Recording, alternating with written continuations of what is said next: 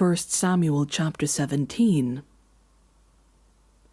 Now the Philistines gathered their forces for war and assembled at Soko in Judah. They pitched camp at Ephes Dammim between Soko and Azekah. Saul and the Israelites assembled and camped in the valley of Elah and drew up their battle line to meet the Philistines. The Philistines occupied one hill and the Israelites another, with the valley between them. A champion named Goliath, who was from Gath, came out of the Philistine camp. His height was 6 cubits and a span. He had a bronze helmet on his head and wore a coat of scale armor of bronze weighing 5,000 shekels. On his legs he wore bronze greaves, and a bronze javelin was slung on his back. His spear shaft was like a weaver's rod, and its iron point weighed 600 shekels. His shield-bearer went ahead of him. Goliath stood and shouted to the ranks of Israel, "Why do you come out and line up for battle? Am I not a Philistine, and are you not the servants of Saul? Choose a man, and have him come down to me. If he is able to fight and kill me, we will become your subjects. But if I overcome him and kill him, you will become our subjects and serve us." Then the Philistine said, "This day I defy the armies of Israel. Give me a man and let us fight each other." On hearing the Philistines' words, Saul and all the Israelites were dismayed and terrified. Now David was the son of an Ephrathite named Jesse, who was from Bethlehem in Judah. Jesse had 8 sons, and in Saul's time he was very old.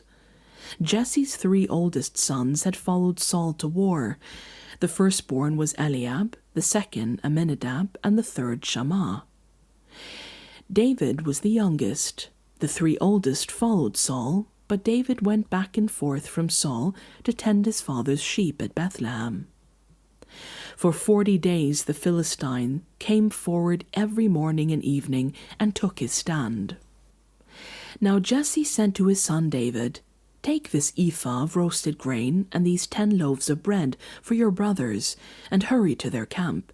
Take along these 10 cheeses to the commander of their unit. See how your brothers are, and bring back some assurance from them.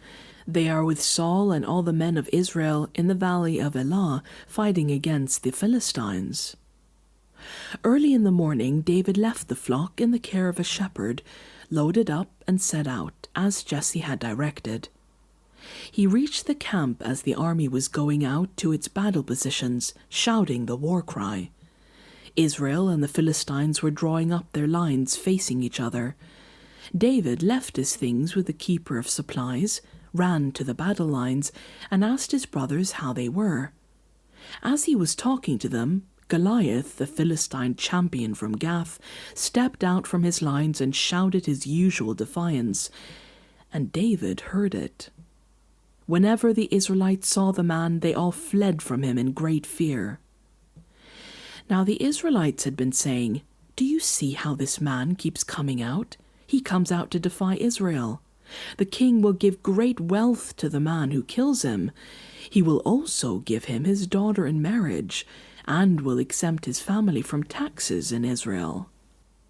David asked the men standing near him, "What will be done for the man who kills this Philistine and removes this disgrace from Israel? Who is this uncircumcised Philistine that he should defy the armies of the living God?" They repeated to him what they had been saying and told him, "That is what will be done for the man who kills him."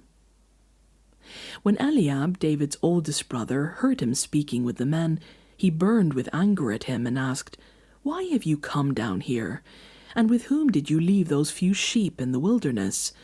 I know how conceited you are, and how wicked your heart is. You came down only to watch the battle." "Now what have I done?" said David. "Can't I even speak?" He then turned away to someone else, and brought up the same matter, and the men answered him as before. What David said was overheard and reported to Saul, and Saul sent for him. David said to Saul, "Let no one lose heart on account of this Philistine. Your servant will go and fight him." Saul replied, "You are not able to go out against the Philistine and fight him. You are only a young man, and he has been a warrior from his youth." But David said to Saul, "Your servant has been keeping his father's sheep. When a lion or a bear came and carried off a sheep from the flock, I went after it, struck it, and rescued the sheep from its mouth. When it turned on me, I seized it by its hair, struck it, and killed it. Your servant has killed both the lion and the bear. This uncircumcised Philistine will be like one of them, because he has defied the armies of the living God. The Lord who rescued me from the paw of the lion and the paw of the bear will rescue me from the hand of this Philistine." Saul said to David, "Go, and the Lord be with you." Then Saul dressed David in his own tunic. He put a coat of armor on him and a bronze helmet on his head. David fastened on his sword over the tunic and tried walking around, but he was not used to them. "I cannot go in these," he said to Saul, "because I am not used to them." So he took them off. Then he took his staff in his hand, chose 5 smooth stones from the stream, put them in the pouch of his shepherd's bag, and with his sling in his hand approached the Philistine. Meanwhile the Philistine, with his shield-bearer in front of him, kept coming closer to David. He looked David over and saw that he was little more than a boy, glowing with health and handsome, and he despised him. He said to David, "Am I a dog, that you should come at me with sticks?" And the Philistine cursed David by his gods. "Come here," he said, "and I'll give your flesh to the birds and the wild animals." David said to the Philistine, "You come against me with sword and spear and javelin, but I come against you in the name of the Lord Almighty, the God of the armies of Israel, whom you have defied. This day the Lord will deliver you into my hands, and I'll strike you down and cut off your head. This very day I will give the carcasses of the Philistine army to the birds and the wild animals, and the whole world will know that there is a God in Israel. All those gathered here will know that it is not by sword or spear that the Lord saves, for the battle is the Lord's, and he will give all of you into our hands." As the Philistine moved closer to attack him, David ran quickly toward the battle line to meet him. Reaching into his bag and taking out a stone, he slung it and struck the Philistine on the forehead. The stone sank into his forehead and he fell face down on the ground. So David triumphed over the Philistine with a sling and a stone. Without a sword in his hand, he struck down the Philistine and killed him.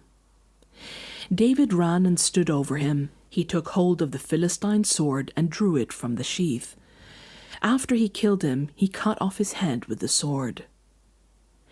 When the Philistines saw that their hero was dead, they turned and ran.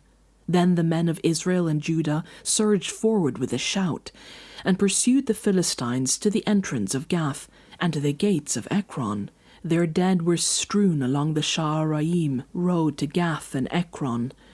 When the Israelites returned from chasing the Philistines, they plundered their camp. David took the Philistine's head and brought it to Jerusalem. He put the Philistines' weapons in his own tent. As Saul watched David going out to meet the Philistine, he said to Abner, commander of the army, "Abner, whose son is that young man?" Abner replied, "As surely as you live, your majesty, I don't know." The king said, "Find out whose son this young man is." As soon as David returned from killing the Philistine, Abner took him and brought him before Saul, with David still holding the Philistine's head. "Whose son are you, young man?" Saul asked him. David said, "I'm the son of your servant Jesse of Bethlehem."